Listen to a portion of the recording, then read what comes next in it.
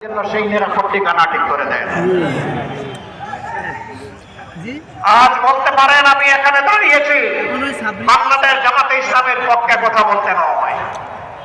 সেই 15.5 বছর মায়ের মুখ থেকে যে সন্তানকে কেড়ে নেওয়া হয়েছে, আমি ওই মায়ের পক্ষে আজকে কথা বলতে দাঁড়িয়েছি।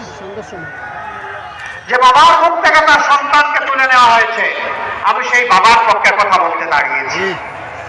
যে বোনটির মুখ থেকে তার স্বামীকে উদাও করা হয়েছে, আমার সেই বোনটি, আমার মজলুম বোনটির পক্ষে আমি এখানে দাঁড়িয়েছি। যে 25 সন্তানগুলোকে এতিম করা হয়েছে, আমি সেই এতিম অবস্থার পক্ষে এখানে দাঁড়িয়েছি।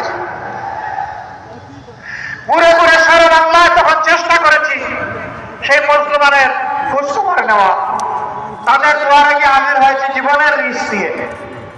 আমি তাদের চোখের কোনায় তরল পদার্থ দেখেছি, সেই তরল পদার্থ চোখের সাধারণ পানি ছিল না। তাদের আপনজন প্রিয়জন হারানো যে মানুষগুলো দুনিয়া থেকে চলে গিয়েছে, তাদের রক্তের ফুটা আমি চোখের কোনায় দেখতে পেয়েছিলাম।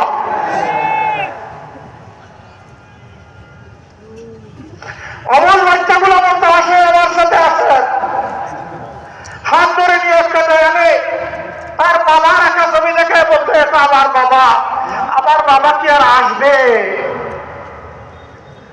এই শিশুদেরকে জবাব দেওয়ার মতো কোনো ভাষা আমাদের বুকে টুকে ছিল না। সেদিন আমরা স্তব্ধ হয়ে গিয়েছি।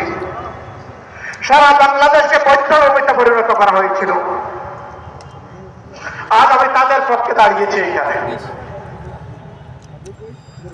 আমি দাঁড়িয়েছি 18 কোটি মানুষের পক্ষে, সিন্ডিকেট করে ছাত্রাবাদের কবলে ফেলে যাদের উপর আর্থিক, দৈহিক, মানসিক সব ধরনের নির্যাতন করা হয়েছে।